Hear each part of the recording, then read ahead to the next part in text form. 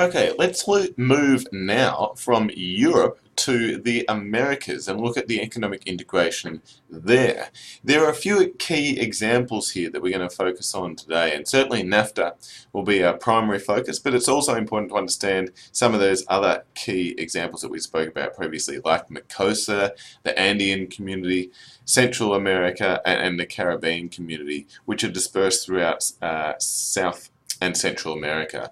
As I say though, today we're going to focus mainly on NAFTA, which as you can see was ratified by the governments of three countries, the US, Canada and Mexico in 1993, and became law on the very first day of 1994. The overall objective here clearly was to establish some form, perhaps not quite as the movie, but some form of Team America within that continent of North America.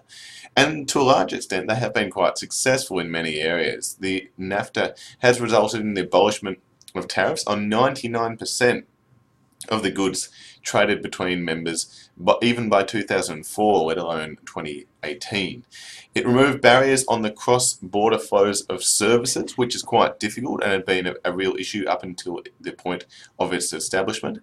It's been useful in enhancing the protection of intellectual property rights, which we talked about as a key issue in previous weeks. Removed many of the restrictions on foreign direct investment between members, allowed each country to apply its own environmental standards. So it does allow that freedom. So in this sense, it very much is a free trade area rather than a higher level of economic integration.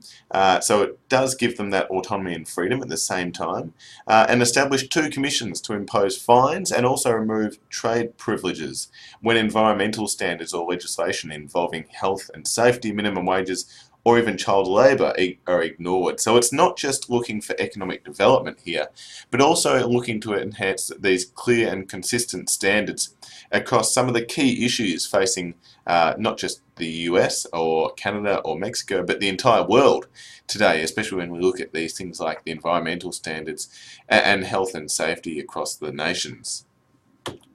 There has been a whole lot of debate centered around NAFTA, and we'll go through some of the key points today, both for and against.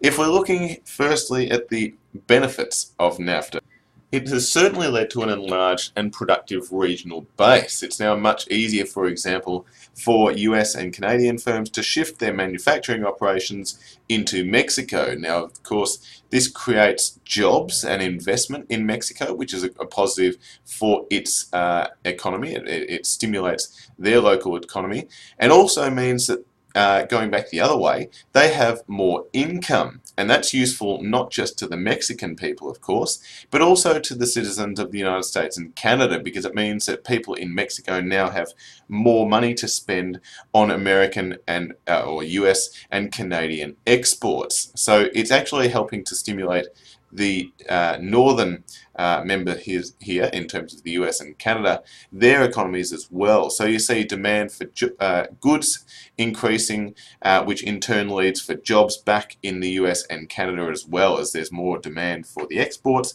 people need to manufacture them, which creates the jobs in the US and Canada. So overall, we're seeing certainly an increase, at least in theory, in employment, higher levels of disposable income, and the stimulation of the economy. And of course, for us as consumers, this is also great because we get lower prices. Well, certainly consumers in the US and Canada do, given that a lot of these US and Canadian firms are shifting their manufacturing operations to lower cost bases in Mexico.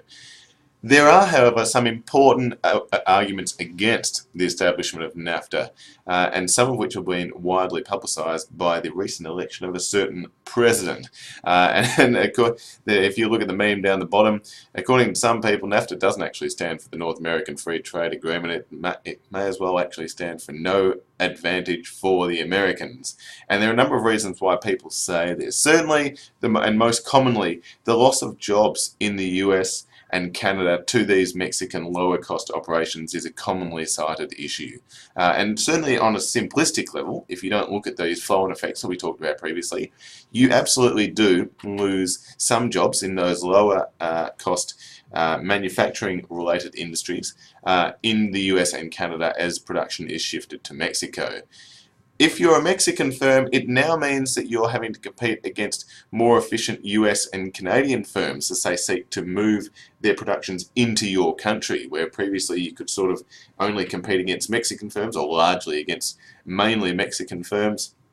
This increased competition is forcing some of these Mexican companies out of business. They are becoming more efficient, which should be a positive overall, but the loss of some of them at least is not great if you're a Mexican worker working for one of those local firms.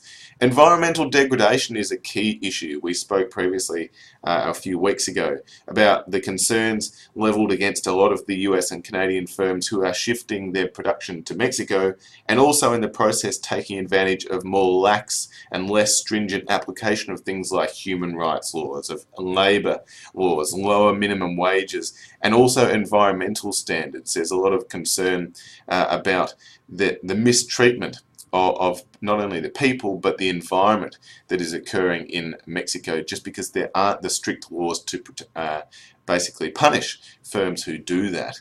There's also the loss of national sovereignty. We've talked about this previously as well. The concern that as we enlarge these regions, you're losing the sense of what makes the individual countries different. And certainly this goes both ways here, that as you potentially makes it easier for US and Canadian firms to Americanize, so to speak, Mexico. There's also the concern that the Mexicans are now gaining easier access through the factors of production being able to be moved from one country to another more easily now through things like NAFTA and other free trade agreements. So there's a concern from both sides now in terms of the loss of national sovereignty.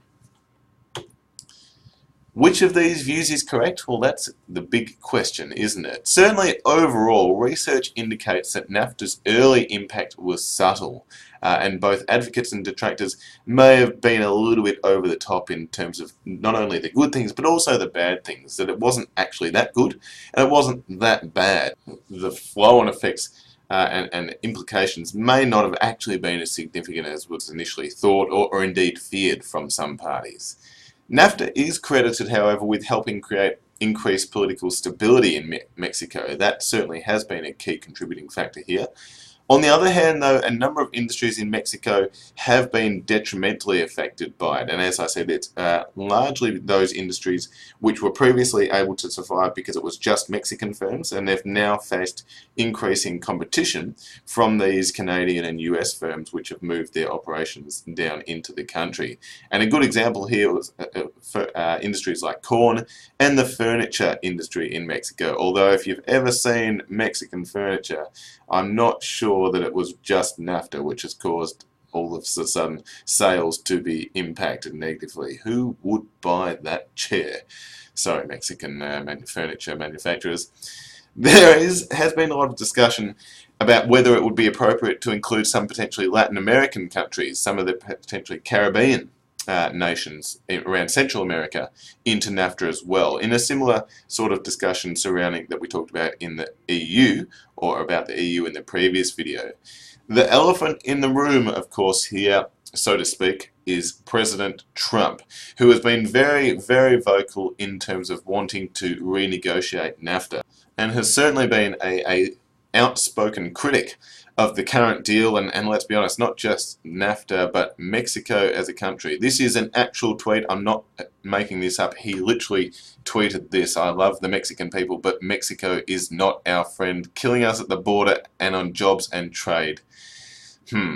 I'll let you make up your own minds, but what is his key concern, and it is a fair argument, is this loss of jobs to in his case, the US people. That as these American companies do shift their production facilities down into Mexico, people in the US are losing their jobs in those lower skilled manufacturing related industries. So there are a number of reasons why Trump has been an outspoken critic here, but most of them at least do tend to centre around the loss of jobs. Given that Trump has already removed the United States from a number of other free trade agreements, it will certainly be very interesting to see what happens with respect to the future of NAFTA moving forward.